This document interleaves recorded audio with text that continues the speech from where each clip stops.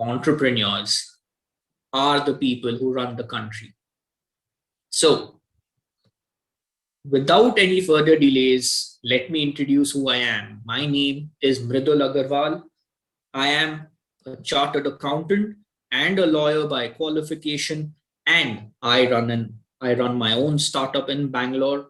I, in fact, mentor a lot of startups, lot of youngsters, lot of students who come to me with their ideas, and we help them to get the right kind of funding. We give them the right kind of direction and overview. And in today's short session, my entire objective is going to uh, tell you how the entire startup funding scene works, how to believe in your idea and get other people to believe in your idea and make it big so that they give you funding and you can be the next Infosys, or you can be the next Flipkart, or you can be the next Amazon. So let's begin. I hope my PPT is now visible to all of you. Well, what is startup funding? In very, very simple terms, startup funding is all about money. You may have an amazing business idea, but to make that idea a reality, there is only one thing which you need, and that's money. If you have the right kind of funds, you can make your business idea really, really big. All right. And how do you get that kind of money? Let's move ahead. Well, quite simply, you can put your own hard-earned money. Maybe, just maybe you were working in some big corporate and you accumulated a huge amount of salary.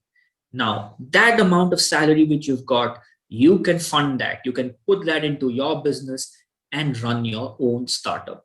But for how long can you do that? Few months, maybe a couple of years. But beyond that, if you really, really want to make it big, you have to look for external funding. I mean, I'm pretty sure all of us are not Mukesh Ambani, right? Second, go after friends and family. Trust me when I see this. Keep your friends and family very, very close to you, because they are not just going to give you emotional support, but they are also going to give you that much needed moolah when you need it.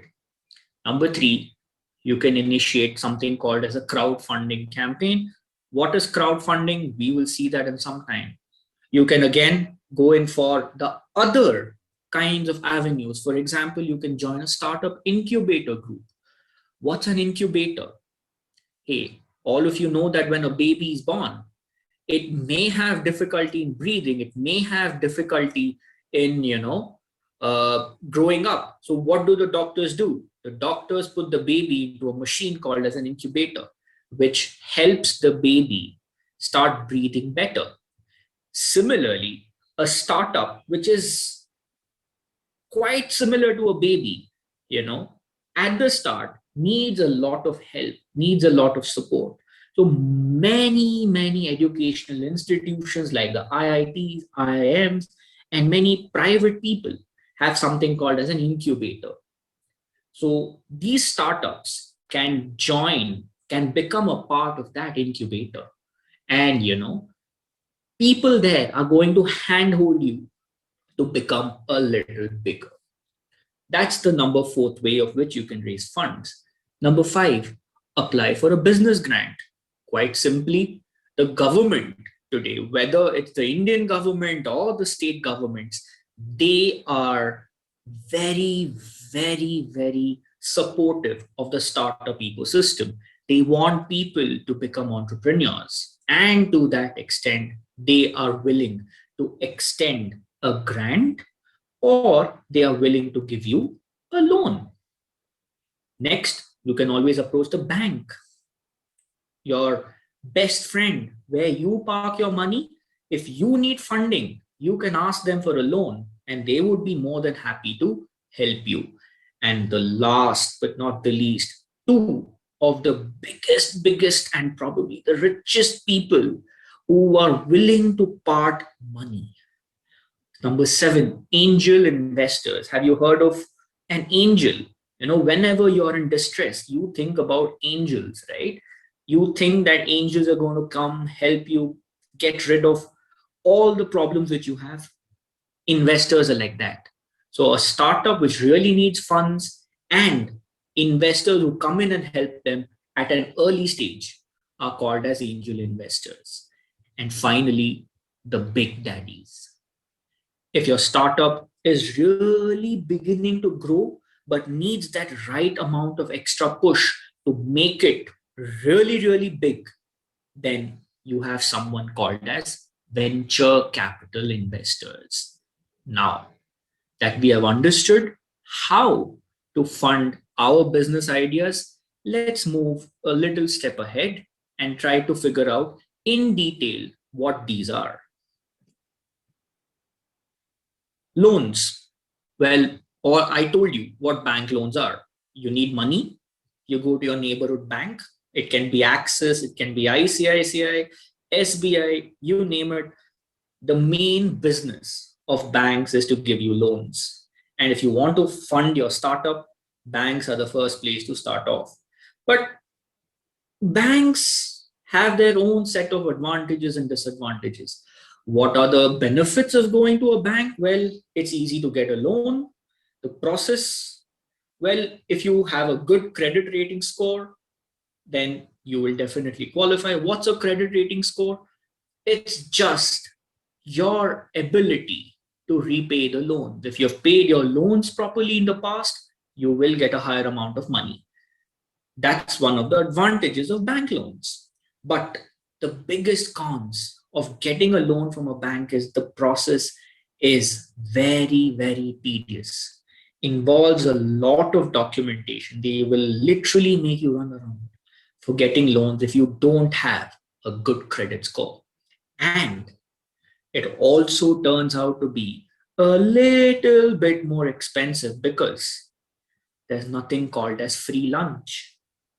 When you're taking a loan, you also need to pay them something called as an interest, something which all of us are aware of. So bank loans are not a very, very popular option. So how do we get funded? We go ahead with the following modes called as equity financing. And equity financing is a very, very simple way of raising money. But there are different stages of equity financing. What is equity financing? I'm pretty sure you're aware of this concept called as equity shares, right? So if a company has a capital that is subdivided into smaller portions called as shares. So when a new investor is giving me money, I will be giving him shares in return. That's called as equity financing. So what are the different stages of equity financing? Let's find out. First one is called as pre-seed funding. What do you mean by pre-seed? Well, all of you know a seed, right? From which a tree or a plant grows out.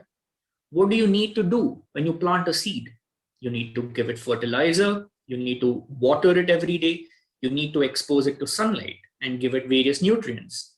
In a similar way, when a startup is just about to be started, that's called as the seed stage. And before you actually buy the seed or before you actually start your venture, you may need a small amount of money. That's called as pre-seed funding. So there are many, many investors who will come in and give you anywhere between 5 lakh rupees to 30 lakh rupees to start off your business. Now, what do you need to do with this money? Well, it's pretty simple. Develop your idea. Do you have a great software product? Do you have a great educational startup idea? Do you have a great product line? Do you have a great service line? Well, if you do, then use this money to develop the product, research more, make it much better so that you can beat your competitors out there. This is called as the pre-seed funding stage. The next stage is called as the seed funding stage, wherein investors usually come in and fund anywhere between 30 lakhs to 1 crore rupees. Now, please remember one thing. This is just a ballpark figure, and the money may be a little lesser or maybe a little more as well. It's just an indicative number. Now, what is seed funding? You have already got the seed. Now, you need to nurture it further. The seed needs plant, needs watering, needs constant sunlight. Same way, your startup needs other ingredients. You need a team in place. You need to market your product. You need to further develop your idea. And for that, you need money. Where are you going to get it from? Seed investors. So who comes in and invests money? Small time people, small time investors. For example, me. For example, your friends, your family. They are going to come in and invest money. The most recent example of a company raising seed funding is Samaro, which is nothing but an events-based platform. You can Google what Samaro is all about, and you'll get loads of details about that business idea. Now that you've got funded at the seed level, you need to make it bigger. So what do? You go to the next round, which is called as the Series A funding round. And from here onwards, to be very honest, you're just beginning to add more alphabets. Series A, Series B, C, D, so on and so forth. Well, what's the key differentiator? Series A, money raised is anywhere between 1 crore to 10 crore. Like I said earlier, this is just an indicative number, with the amount of money you get can be much, much higher. So what do you do with this money? Do you blow it all away? Well, no. You make your product more efficient and you try to expand into newer markets. For example, if you're a Bangalore-based company, you will try to expand your product sales into newer cities like Mumbai, like Delhi, like Chandigarh, like Hyderabad, so on and so forth. Who comes in here? Well, it's these people, the behemoths, angel investors, and then you have venture capitalists who start giving you funding. Example, there's a company called as Juicy Chemistry. It's primarily into organic skincare and a personal care brand, which just got funded recently to, I think, around $10 million. You can obviously check their history out on Google. All right. The next, you've got funded. Now you're doing extremely well. But can you be satisfied with a limited growth mindset, or do you want to make it bigger? Now, if you are those kind of people who want to make it bigger, you will require more funds. So you go to the next round, which is nothing but the Series B and the Series C round of funding. Now in Series B round of funding, the money raised is anywhere between 10 crores to 500 crores. That amount may be a little bit more higher. What's the objective at this particular stage? Again, you need to keep scaling your business. If you can come up with newer product ideas, nothing like it. Because more the products you have and the better products you have, the higher the chance of you making a higher amount of profit. Example, being a company called as Content Stack. They got funding of around 10 to 20 million dollars very, very recently. Now, keeping with the same story of growth, if you are a startup which really wants to make it even more bigger, go for Series C round of funding.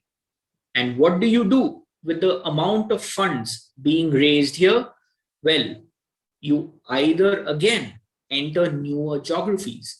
For example, if you're an Indian company, you would be expected to go abroad, capture newer markets, for example, the European market, the American market, the Chinese market, or Australia, etc. Basically, get more customers. That's it. Example, Sense.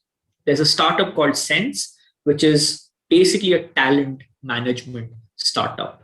And they have an amazing tech-based platform with the help of which you can manage to get amazing talent for your company. And they again got a good amount of funding from their investors. Now, after Series C, do we go up till Series Z? Well, no, you don't. You have Series D. Now, ideally, companies go up to Series E, Series F2, but that's very few in number.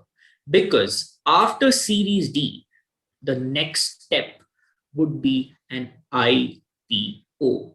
What's an IPO? Nothing but initial public offering, wherein you take your private limited company and list it on a recognized stock exchange with the public investing in your company. At this particular stage, the investors are looking to exit your company because your company has reached a stage wherein they can sustain on its own. Only the public would invest money in this. Best example of this company is Apply Board. It's an educational technology platform which received its Series D funding round just this month, early this month. And finally, you have something called as mezzanine financing. Now, what's mezzanine financing? Well, it's not something wherein external investors come in. It's a stage where you have certain mergers and acquisitions happening. For example, what's a mergers and acquisition? I'm sure you've heard of this company called as Vodafone and Idea. What did both of them do? Both of them merged. Why? So that they could take on the might of this company called as Reliance Jio. Both of them combined their strengths. Similarly, Walmart acquired a majority stake in Flipkart. Why? So that Flipkart could take on its rival Amazon in India. All of these are examples of mezzanine funding, where competitors from similar industries come together, combine their synergies to take on more and more competition. Moving on. These are just a few of the funding rounds which have happened for startups in the past 1 week. As you can see, in the week 7th June to 12th June, there were close to 33, I repeat, 33 Indian startups in just 1 week, which raised close to $380 million. That's in 1 week. And that is a huge amount of money. Few companies or few startups which raised funding were MobiKwik. I'm pretty sure you've heard of MobiKwik. Farai is a logistics management company which raised close to $100 million. Well, your favorite company from where you buy your chicken and seafood, that's Licious, raised around $65 million. And finally, there was one company called Atlin, which raised around $16 million in a Series A round of funding. These are just a few examples which I wanted to give across to you. Now, these numbers boggle you a lot. They might be really mind-boggling. Oh, wow, I'm getting $100 million. I'm getting $380 million funding. It may be huge, but does every startup get that amount of funding? I don't think so. It is estimated that close to 90% of the entrepreneurs who start their own business fail. And that is a huge number. Why does that happen? Because the traditional modes of startup funding have a few problems. Firstly, not every startup can get funded. Not every startup can get funded. And how many investors do you have? Why will people part with their money unnecessarily? There are only a few angel investors. There are only a few venture capital funds. And the biggest problem is entrepreneurs spend months, sometimes even years, looking out for these investors. That's the biggest problem. And it's like finding a needle in a haystack. It's not easy to get funding. So, what you can explore is something called as crowdfunding. Now, what is crowdfunding? You just don't go to one single person and ask him, hey, are you willing to give me 100 crore rupees? Instead of going to one person, you go to hundreds of people and ask them, hey, why don't you give me 1,000 rupees? Why don't you give me 1,000 rupees? So if 100, let's say a lakh people give you 100 rupees, you easily get 10 crores, which is a significant number. Now that is called as crowdfunding. Now, do you have access to 1 lakh people? Can you personally go and meet 1 lakh people? No, you personally don't have to. There are crowdfunding platforms which allow you to do that. Few of them being Indiegogo, Kickstarter, Fundable, Patreon, etc. There are numerous crowdfunding platforms where you can list your business idea. And if people really like it, they are going to invest in droves. So startups can actually leverage the network offered by these platforms, these crowdfunding platforms, and get good amount of funding. So that, my friends, was the last bit on how you can raise funding for your next business idea. Thank you very much for having patiently listened to me. If you have any sort of questions, do feel free to